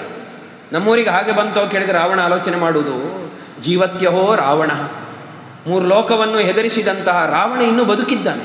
ಅಂತಹ ಸಂದರ್ಭದಲ್ಲಿ ಒಬ್ಬ ತಪಸ್ವಿ ನನ್ನ ಊರಿಗೆ ಬಂದು ನನ್ನ ಕುಲವನ್ನೆಲ್ಲ ನನ್ನ ಕಣ್ಣ ಮುಂದೆಯೇ ನಾಶ ಮಾಡ್ತಾ ಇದ್ದ. ರಾವಣ ಒಬ್ಬನೇ ಈ ಊರಲ್ಲಿದ್ದದ್ದಲ್ಲ. ದಿಕ್ ಶಕ್ರಜಿತಂ, ಇಂದ್ರನನ್ನೇ ಗೆದ್ದು ಬಂದವ ನನ್ನಲ್ಲಿದ್ದ ನನ್ನ ಮಗ, ಅವನಿಗೆ ಧಿಕ್ಕಾರ ಇರಲಿ. ಯಾಕೆಂದರೆ ಅವನು ಇವರನ್ನು ಎದುರಿಸಲಿಕ್ಕಾಗದೆ ಹೋದ. ಪ್ರಬೋಧಿತವತ ಕಿಂ ಕುಂಭಕರ್ಣೇನವ, ಕುಂಭಕರ್ಣನನ್ನು ಎಚ್ಚರಗೊಳಿಸಿದೆ, ಏನು ಲಾಭ ಆಯಿತು? ಹಾಗೆಂತ ನಾನು ಅವರನ್ನೇ ಬದುಕಿ ಇಷ್ಟೆಲ್ಲ ಕೆಲಸ ಮಾಡಿದ್ದಲ್ಲ. ನನಗೆ ಅಂತಹ ಭುಜಬಲ ಉಂಟು, ಸ್ವರ್ಗವನ್ನು ಒಂದು ಹಳ್ಳಿಯನ್ನು ಪುಡಿ ಮಾಡುವಂತೆ ಮಾಡಿದ್ದೆ. ಅಂತಹ ನನ್ನ ಭುಜಗಳು ಈಗ ವ್ಯರ್ಥವಾಗಿ ಹೋದವು ಅಂತ ದೀನನಾಗಿ ರಾವಣ ಪರಿತಪಿಸಿದ. ಆದರೂ ಅವನ ಹಠ ಬಿಡಲಿಲ್ಲ. ಹೀಗೆ ಒಬ್ಬ ಕವಿ ವರ್ಣನೆ ಮಾಡ್ತಾನೆ. ಮುಂದೆ ಅಂತಹ ಸ್ಥಿತಿಗೆ ಹೋಗುವ ರಾವಣ ಇವತ್ತಿಲ್ಲಿ ಹೇಳ್ತಾ ಇದ್ದಾನೆ, ರಾಮ ತಪಸ್ವಿ, ಇಲ್ಲಿಗೆ ಬಂದರೂ ಗೆಲ್ಲುವುದಕ್ಕೆ ಅವನಿಗೆ ಸಾಧ್ಯ ಇಲ್ಲ. ಆದ್ದರಿಂದ ನೀನು ಅವನನ್ನು ಬಿಡು, ನನ್ನನ್ನು ಹೊಂದು ಅಂತ ಅವಳಿಗೆ ಅನುನಯ ಮಾಡ್ತಾ ಇದ್ದಾನೆ. ನರಾಮಸ್ತಪಸಾ ದೇವಿ ನ ಬಲೇನ ವಿಕ್ರಮೈ ನ ಧನೇನ ಮಯಾ ತುಲ್ಯ ತೇಜಸಾ ಯಶಸಾಪಿವ. ರಾಮನನ್ನು ನನ್ನನ್ನು ಒಮ್ಮೆ ನೀನು ಅವಲೋಕನ ಮಾಡು, ಅಳತೆ ಮಾಡು. ಇವತ್ತು ರಾಮ ತಪಸ್ವಿಯಾಗಿದ್ದಾನೆ, ತಪಸ್ಸು ಮಾಡ್ತಾ ಇದ್ದಾನೆ. ಆದರೆ ತಪಸ್ಸಿನಿಂದಲಾದರೂ ನನಗೆ ಅವನು ಸಮನೋ? ನಾನು ತಪಸ್ಸಿನಿಂದ ವರವನ್ನು ಪಡ್ಕೊಂಡು ಬಂದವ. ಅಂತಹ ತಪಸ್ವಿಯೂ ಹೌದು ನಾನು, ರಾಮ ಅಂತಹ ತಪಸ್ವಿ ಅಲ್ಲ. ಬಲೇನವಾ ವಿಕ್ರಮೈಹಿವ, ಬಲದಿಂದ ನಾನು ದೊಡ್ಡವನು. ರಾಮನಿಗೆ ನನಗಿರುವಂತೆ ಬಲ ಇಲ್ಲ ಅವನಿಗೆ. ಒಂದು ಕಾಲದಲ್ಲಿ ರಾವಣ ಕೈಲಾಸ ಪರ್ವತವನ್ನೇ ಎತ್ತಿದವ, ಅಂತಹ ಬಲಾಢ್ಯ. ಅಂತಹ ಬಲ ರಾಮನಿಗಿಲ್ಲ, ಪರಾಕ್ರಮವೂ ರಾಮನಿಗಿಲ್ಲ. ಅವನು ಎಲ್ಲೋ ಒಂದಷ್ಟು ರಾಕ್ಷಸರನ್ನು ಕೊಂದಿದ್ದಾನೆ ಹೌದು, ಆದರೆ 3 ಲೋಕದಲ್ಲಿ ಅವ ದಿಗ್ವಿಜಯ ಮಾಡಲಿಲ್ಲ. ಆದ್ದರಿಂದ ಅವನಿಗೆ ಪರಾಕ್ರಮವೂ ನನ್ನಷ್ಟಿಲ್ಲ. ಇನ್ನು ಧನೇನ, ನನ್ನಷ್ಟು ಸಂಪತ್ತೂ ಇಲ್ಲ. ಎಲ್ಲ ಸಂಪತ್ತೂ ರಾವಣನ ಬಳಿಯಲ್ಲುಂಟು. ಅಮೂಲ್ಯವಾದ ಪುಷ್ಪಕ ವಿಮಾನವೇ ಉಂಟು ಅಂತಾದ ಮೇಲೆ ಇನ್ನು ಯಾವ ಸಂಪತ್ತಿಗೆ ಕೊರತೆ ಉಂಟು? ಆದ್ದರಿಂದ ರಾಮ ಯಾವ ದೃಷ್ಟಿಯಲ್ಲಿಯೂ ನನಗೆ ಸಮಾನ ಅಲ್ಲ. ಅಂತಹ ರಾಮನಿಗೋಸ್ಕರ ಯಾಕೆ ಪರಿತಪಿಸ್ತಿ? ಪಿಬ ವಿಹರ ರಮಸ್ವ ಭುಂಕ್ಷ್ವ ಭೋಗಾನ್, ನನ್ನವಳಾಗು, ನಿನಗೆ ಕುಡಿಯುವುದಕ್ಕೇನು ಬೇಕು, ತಿನ್ನುವುದಕ್ಕೇನು ಬೇಕು, ವಿಹರಿಸುವುದಕ್ಕೇನು ಬೇಕು, ಯಾವ ಭೋಗಗಳು ನಿನಗೆ ಬೇಕು, ಅದೆಲ್ಲವನ್ನು ನಿನಗೆ ನಾನು ಕೊಡ್ತೇನೆ. ನನ್ನ ಈ ರಾಜ್ಯವನ್ನೇ ನಿನಗೆ ಒಪ್ಪಿಸಿಬಿಡುತ್ತೇನೆ. ಮೈಲಲಲನೆ ಯಥಾ ಸುಖಂ ತ್ವಂ, ನನ್ನೊಂದಿಗೆ ಹೇಗೆ ನಿನಗೆ ಸುಖಿಸಬೇಕು ಅಂತ ಅನ್ನಿಸ್ತದೋ ಹಾಗೆ ಸುಖಿಸು. ತ್ವಯಿಚ ಸಮೇತ್ಯ ಲನಂತು ಬಾಂಧವಾಸ್ತೆ, ನೀನು ನನ್ನನ್ನು ಹೊಂದಿ ಸಂತೋಷಪಟ್ಟರೆ, ನೀನು ಮಾತ್ರ ಸಂತೋಷ ಪಡುವುದಲ್ಲ, ನಿನ್ನವರನ್ನೆಲ್ಲರನ್ನೂ ಕರ್ಕೊಂಡು ಬಾ. ಅವರೆಲ್ಲರೂ ಕೂಡ ನಿನ್ನ ಬಾಂಧವರು, ನಮ್ಮೊಂದಿಗೆ ಸಂತೋಷದಿಂದಿರುವಂತಾಗಲಿ. ಆದ್ದರಿಂದ ನಿನಗೆ ಬೇಕಾದ ಎಲ್ಲ ಸುಖ ಸಿಗ್ತದೆ, ನನ್ನನ್ನು ಹೊಂದು ಅಂತ ಅವಳ ಹತ್ರ ಕೇಳ್ತಾನೆ. ಇಷ್ಟೆಲ್ಲವನ್ನು ಕೇಳಿಸಿಕೊಂಡಳು ಸೀತೆ. ಉತ್ತರ ಕೊಡ್ತಾಳೆ. ತಸ್ಯ ತದ್ವಚನಂ ಶ್ರುತ್ವಾ ಸೀತಾ ರೌದ್ರಸ್ಯ ರಾಕ್ಷಸಃ ಆರ್ತಾದೀನಸ್ವರಾದೀನಂ ಪ್ರತ್ಯುವಾಚ ಶನೈರ್ವಚಃ. ಆಕೆಗೆ ಗಟ್ಟಿ ಮಾತನಾಡುವುದಕ್ಕೂ ಆಗುವುದಿಲ್ಲ. ಅಂತಹ ದೀನ ನಿತ್ರಾಣ ಸ್ಥಿತಿಯಲ್ಲಿದ್ದಾಳೆ, ಜೊತೆಗೆ ಅಳುತ್ತಾ ಇದ್ದಾಳೆ, ಆರ್ತಳಾಗಿದ್ದಾಳೆ, ದೀನಳು. ಆರ್ತರು ಅಂದರೆ ನಮ್ಮನ್ನು ಯಾರಾದರೂ ರಕ್ಷಿಸ್ತಾರೋ ಅಂತ ಎಲ್ಲ ದಿಕ್ಕಿನಲ್ಲಿ ನೋಡುವವರು, ಅಂಥವರು ಆರ್ತರು. ದೀನಳು, ದೀನ ಸ್ವರವುಳ್ಳವಳು, ಅಂಥವಳು ಅಳುತ್ತಾ ಮೆಲ್ಲನೆ ಹೇಳ್ತಾಳೆ. ಹೇಗೆ ಹೇಳಿದಳು? ತೃಣಮಂತರತಃ ಕೃತ್ವಾ ಪ್ರತ್ಯುವಾಚ ಶುಚಿಸ್ಮಿತ. ಎದುರಿಗೆ ರಾವಣನಿದ್ದಾನೆ, ಈವರೆಗೆ ತಲೆಯನ್ನೇ ಎತ್ತಿಲ್ಲವಳು. ಈಗ ಮಾತನಾಡುವಾಗ ಯಾರನ್ನಾದರೂ ನೋಡಿ ಮಾತಾಡಬೇಕಲ್ಲ, ಅದಕ್ಕೆ ಒಂದು ತೃಣವನ್ನು ಎದುರಿಟ್ಟಳು, ಒಂದು ಕಡ್ಡಿಯನ್ನು ಎದುರಿಟ್ಟು ಅದನ್ನು ನೋಡ್ತಾ ಮಾತಾಡ್ತಾಳೆ. ನೀನಿಷ್ಟೇ ನನ್ನ ಎದುರಿನಲ್ಲಿ ಅಂತ ಅವಳ ಅಭಿಪ್ರಾಯ. ತೃಣವನ್ನು ಎದುರಿಸಿ ಮಾತಾಡ್ತಾಳೆ. ಮಾತಾಡುವಾಗ ಶುಚಿಸ್ಮಿತ ಅಂತ ಒಂದು ವಿಶೇಷಣವನ್ನು ಹನುಮಂತ ಹೇಳ್ತಾನೆ. ಮಾತಾಡಿದ್ದು ಹೇಗೆ ಅಂದರೆ ಶುಚಿಸ್ಮಿತಳಾಗಿ ಅಂತ, ಅಳ್ತಾ ಇದ್ದಾಳೆ ಅಂತ ಹಿಂದಷ್ಟೇ ಹೇಳಿದ್ದು. ಆದರೆ ಈಗ ಮಾತಾಡುವಾಗ ನಗುವಿನಿಂದ ಕೂಡಿದವಳಾಗಿ ಮಾತನಾಡಿದಳು ಅಂತ. ಆ ನಗು ಯಾಕೆಂದರೆ ಅಪಹಾಸ್ಯ. ರಾಮನ ಬಗ್ಗೆ ಇಷ್ಟೊತ್ತವ ಏನು ಮಾತಾಡಿದ್ದಾನೋ ಅದು ಯಾವುದೂ ಕೂಡ ರಾಮನನ್ನು ಅರಿಯದೆ ಆಡಿದ ಮಾತುಗಳು. ರಾಮನ ಮುಂದೆ ಇವನು ಎಷ್ಟು ಎನ್ನುವುದು ಅವಳಿಗೆ ಗೊತ್ತುಂಟು. ಆದ್ದರಿಂದ ಅವಳಿಗೆ ಅವನ ಮಾತನ್ನು ಕೇಳಿ ನಗು ಬಂದದ್ದು. ಈ ಅಳುವಿನ ಸಂದರ್ಭದಲ್ಲಿಯೂ ಅವನ ಮಾತನ್ನು ಕೇಳಿ ನಗು ಬಂತು, ಅಪಹಾಸ್ಯದ ನಗು. ಆ ರೀತಿ ಅಪಹಾಸ್ಯದ ನಗುವಿಂದ ಅವಳು ಹೇಳ್ತಾಳೆ, ನಿವರ್ತಯ ಮನೋಮತ್ತಃ ಸ್ವಜನೇ ಕ್ರಿಯತಾಂ ಮನಃ. ನನ್ನಲ್ಲಿಟ್ಟ ಮನಸ್ಸನ್ನು ಬಿಡು, ತೆಗಿ. ನಿನ್ನವರೇ ಇದ್ದಾರೆ, ನಿನ್ನ ಮಡದಿಯರಿದ್ದಾರೆ, ಅವರಲ್ಲಿ ಮನಸ್ಸಿಡು, ಅವರನ್ನು ಸುಖಿಸು. ನಮಾಂ ಪ್ರಾರ್ಥಯಿತುಂ ಯುಕ್ತಂ ಸುಸಿದ್ಧಿಂ ಇವ ಪಾಪಕೃತ್. ಒಬ್ಬ ಅತ್ಯಂತ ಪಾಪಿಯಾದವನು ಅತ್ಯಂತ ಶ್ರೇಯಸ್ಕರವಾದ ಸಿದ್ಧಿ ಮೋಕ್ಷ ಅದನ್ನು ಹೊಂದುವುದಕ್ಕೆ ಬಯಸಿದರೆ ಹೇಗೆ ಅನ್ನಿಸ್ತದೋ, ನನ್ನನ್ನು ಹೊಂದಲಿಕ್ಕೆ ನೀನು ಬಯಸ್ತಾ ಇರುವುದು ಅದೇ ಸ್ಥಿತಿಯಾಗಿದೆ. ಅಕಾರ್ಯಂ ನಮಯಾ ಕಾರ್ಯಂ ಏಕಪತ್ನ್ಯಾ ವಿಗರ್ಹಿತಂ. ನಾನು ಯಾವತ್ತೂ ಅಕಾರ್ಯವನ್ನು ಮಾಡುವುದಿಲ್ಲ. ನಾನು ಏಕಪತ್ನಿ ಅಂದರೆ ಪತಿವ್ರತೆ, ಒಬ್ಬನಲ್ಲೇ ಇಟ್ಟ ಮನಸ್ಸುಳ್ಳವಳು, ಪತಿವ್ರತೆಯಾಗಿದ್ದೇನೆ. ಪತಿವ್ರತೆಯು ಯಾವ ಕಾರ್ಯವನ್ನು ಮಾಡಬಾರದೋ ಅದನ್ನು ನಾನು ಯಾವತ್ತೂ ಮಾಡುವುದಿಲ್ಲ.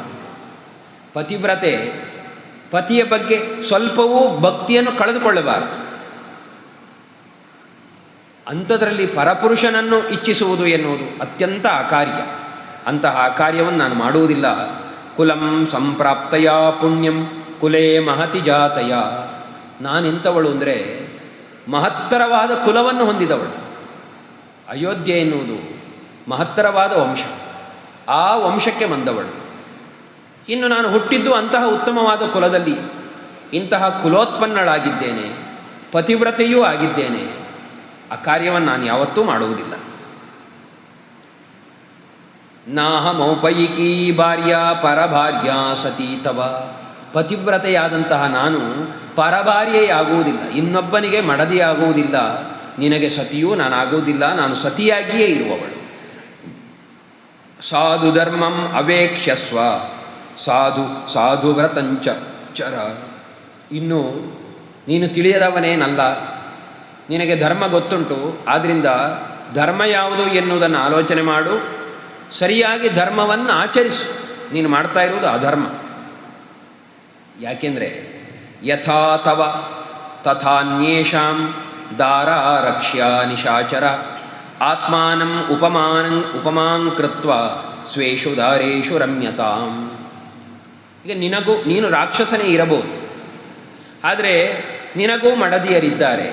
ನಿನ್ನ ಮಡದಿಯನ್ನು, ನಿನಗೆ ಪ್ರಿಯಳಾದವಳನ್ನು ಒಬ್ಬ ಅಪಹರಿಸಿದರೆ, ಅಪಹರಿಸಿ ತರುವುದು ನಮಗೆ ಧರ್ಮ ಅಂತ ಹೇಳಿ ನೀನು ಸುಮ್ಮನೆ ಇರ್ತೀಯ. ಹಾಗೆ ನಿನ್ನ ಪ್ರಿಯೆಯನ್ನು ಯಾರಾದರೂ ಅಪಹರಿಸಿದರೆ ಮರಳಿ ಹೊಂದುವುದು ನಿನಗೆ ಧರ್ಮ.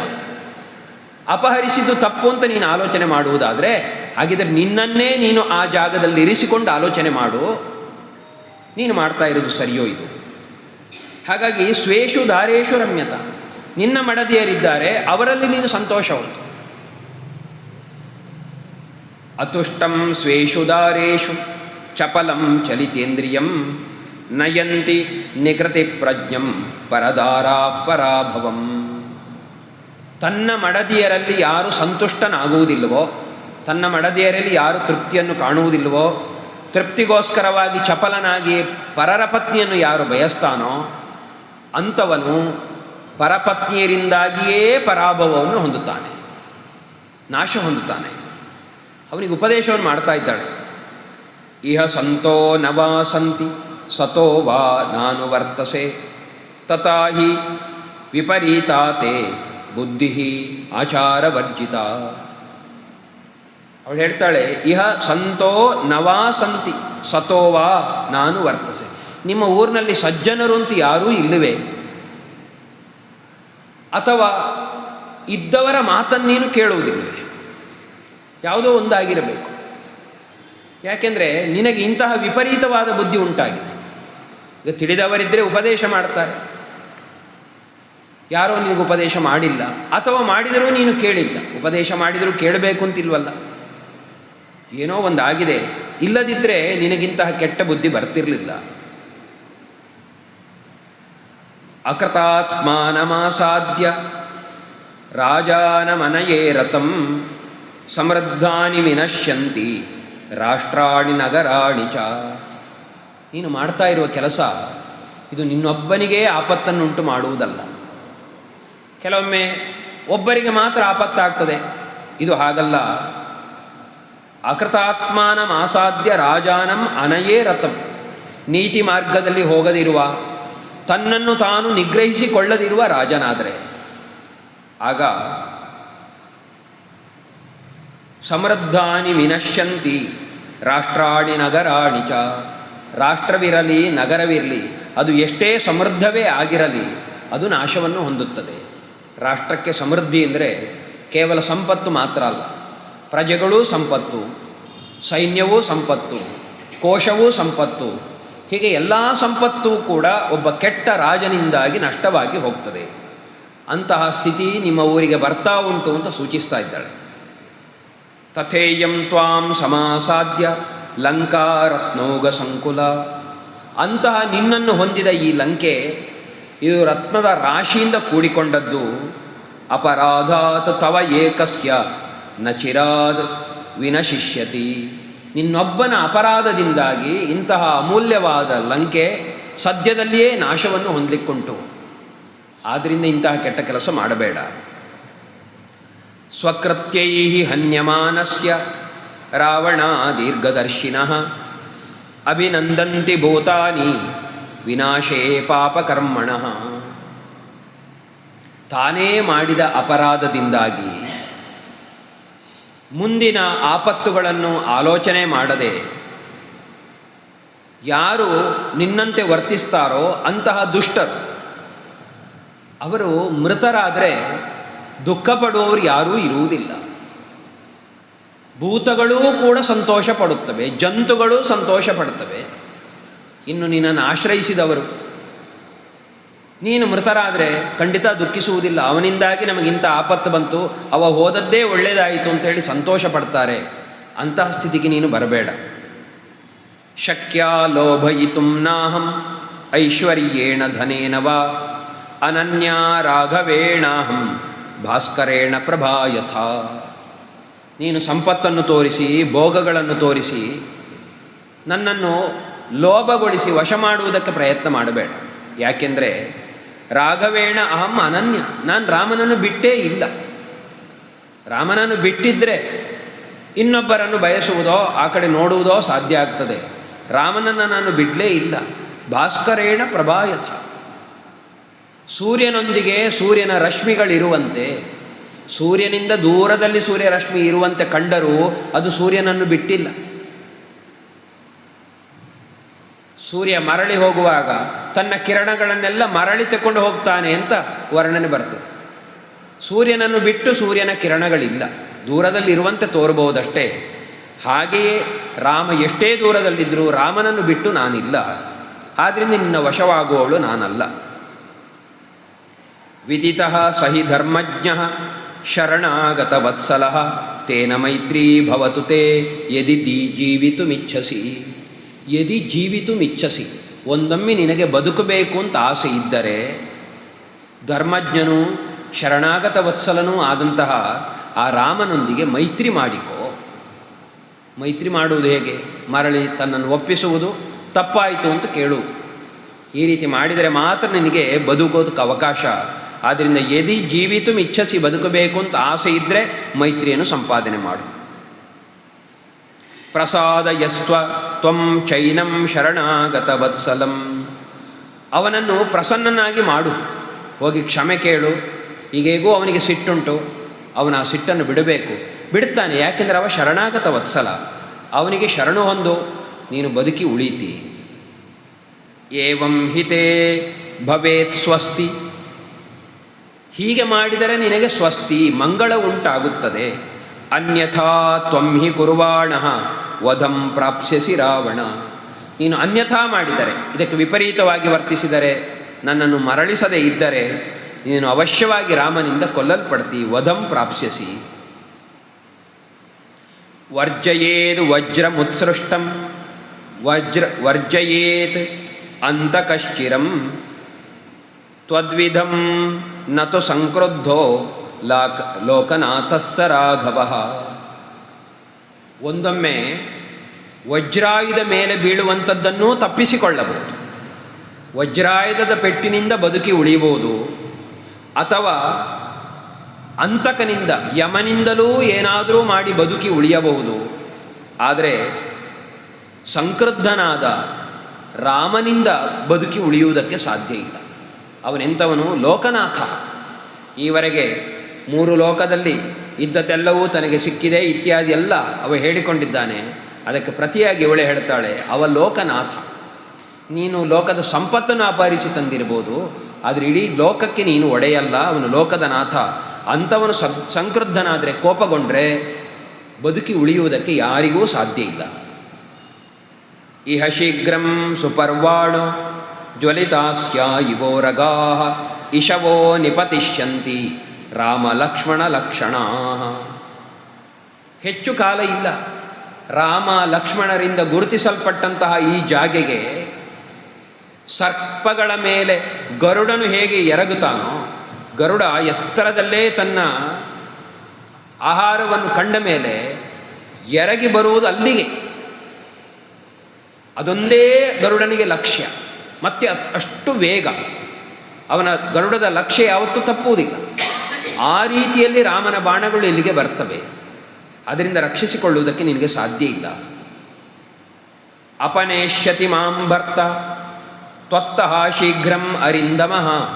ನನ್ನ ರಾಮ ಅರಿಂದಮ, ಎಂತಹ ಶತ್ರುವನ್ನು ದಮನ ಮಾಡಬಲ್ಲವ ಅಂತಹ ರಾಮ ಇಲ್ಲಿಗೆ ಬಂದೇ ಬರ್ತಾನೆ. ಅಪನೇಷ್ಯತಿ ಮಾಂ, ನನ್ನನ್ನು ಕರೆದುಕೊಂಡು ಹೋಗ್ತಾನೆ. ಯಾಕೆಂದರೆ ಅವನನ್ನು ಭರ್ತ ಅಂದರೆ ರಕ್ಷಕ. ಅಸುರೇಭ್ಯ ಶ್ರಿಯಂ ದೀಪ್ತಾಂ ವಿಷ್ಣು ತ್ರಿಭಿರಿವ ಕ್ರಮೈ. ಹೇಗೆ ಅಸುರರ ವಶವಾಗಿದ್ದ ಸಂಪತ್ತನ್ನು ವಿಷ್ಣು 3 ಹೆಜ್ಜೆಗಳಿಂದ ತನ್ನ ವಶ ಮಾಡಿಕೊಂಡನೋ ಅಷ್ಟೇ ಸುಲಭವಾಗಿ ರಾಮ ನನ್ನನ್ನು ಮರಳಿ ಪಡೆದುಕೊಳ್ತಾನೆ. ಕ್ಷಿಪ್ರಂ ತವಸ ನಾಥೋಮಿ ರಾಮ ಸೌಮಿತ್ರಿಣಾ ಸಹ ತೋಯಮಲ್ಪಮಿವಾದಿತ್ಯ ಪ್ರಾಣಾನ್ ಆದಾಸ್ಯತೆ ಶರೈಹಿ. ರಾಮ ಲಕ್ಷ್ಮಣರಿಬ್ಬರೂ ಬರ್ತಾರೆ. ಲಕ್ಷ್ಮಣ ಸಹಿತನಾದ ರಾಮ ನಿನ್ನ ಪ್ರಾಣವನ್ನು ಹೇಗೆ ಸ್ವೀಕಾರ ಮಾಡ್ತಾನೆ ಅಂದರೆ, ಸ್ವಲ್ಪವೇ ನೀರುಳ್ಳ ಒಂದು ಸಣ್ಣ ಕೊಳ, ಸ್ವಲ್ಪ ನೀರು, ಆ ನೀರನ್ನು ಬತ್ತಿಸುವುದಕ್ಕೆ ಸೂರ್ಯನಿಗೆ ಎಷ್ಟು ಕಷ್ಟವೋ ಅಥವಾ ಎಷ್ಟು ಪ್ರಯತ್ನ ಬೇಕೋ ಅಷ್ಟೇ ಪ್ರಯತ್ನ ಸಾಕು ರಾಮನಿಗೆ ನಿನ್ನನ್ನು, ನಿನ್ನ ಕುಲವನ್ನು ಸಂಹರಿಸುವುದಕ್ಕೆ. ತೋಯಂ ಅಲ್ಪಂ ಇವ ಆದಿತ್ಯ, ಸ್ವಲ್ಪ ನೀರನ್ನು ಸೂರ್ಯನು ಒಣಗಿಸುವಂತೆ ನಿನ್ನ ಸಂಪತ್ತನ್ನೋ ನಿನ್ನ ಬಲವನ್ನೋ ಎಲ್ಲವನ್ನೂ ಕೂಡ ರಾಮ ನಾಶ ಮಾಡ್ತಾನೆ.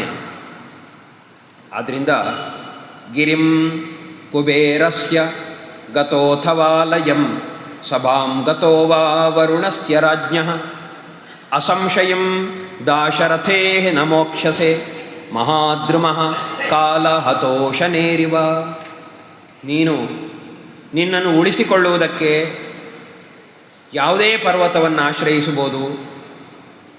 ಕುಬೇರನ ಪರ್ವತ ಅಂದರೆ ಉತ್ತರ ದಿಕ್ಕಿನಲ್ಲಿರುವಂಥ ಪರ್ವತಗಳನ್ನು ಬೇಕಾದರೂ ಆಶ್ರಯಿಸು. ನೀನು ದಕ್ಷಿಣದವ, ಉತ್ತರದ ಪರ್ವತಗಳನ್ನು ಬೇಕಾದರೂ ಆಶ್ರಯಿಸಬಹುದು, ಅಲ್ಲಿಯ ಗುಹೆಗಳನ್ನಾದರೂ ಆಶ್ರಯಿಸಬಹುದು, ಭವನಗಳನ್ನಾದರೂ ಆಶ್ರಯಿಸಬಹುದು. ನೀನು ಏನನ್ನು ಬೇಕಾದರೂ ಆಶ್ರಯಿಸು.